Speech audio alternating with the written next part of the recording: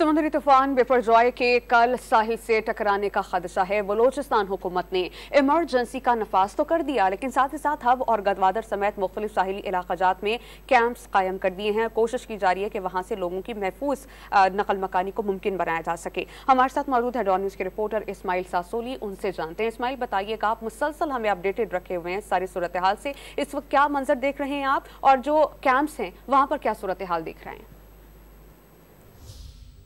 जी बिल्कुल, समंदरी तूफान के असरात बलूचिस्तान के साहिली इलाकों में नमूदार हैं। बलूचिस्तान के साहिली इलाके गडानी की बात करें, आज जो समंदरी लहरें थे गुज़िश्ता रोज़ के मुकाबले में बुलंद थे और हवा का शिद्दत भी इसी तरह बरकरार रहा।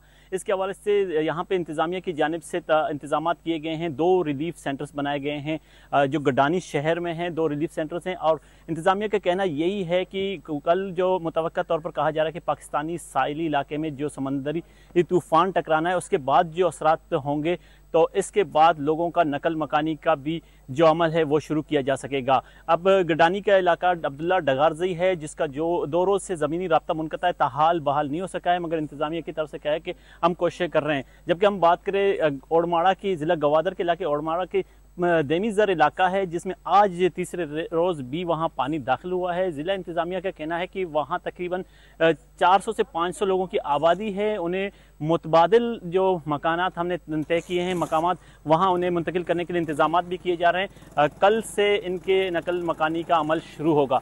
ताहम इस वक्त तक गडानी में और डाम में जो ज़िला हब के इलाके हैं, यहाँ पर मुकम्मल तौर पर सूरत हाल कंट्रोल है। इस तरह की सूरत हाल नहीं है। इंतज़ामात अलबत्ता हुकूमत की जानिब से किए गए हैं। अब ये कहा जा रहा है कि अगर इस तरह की सूरत हाल ज़्यादा ख़राब होता है तो इसके बाद ही नकल मकानी का अमल शुरू किया जाएगा। जी।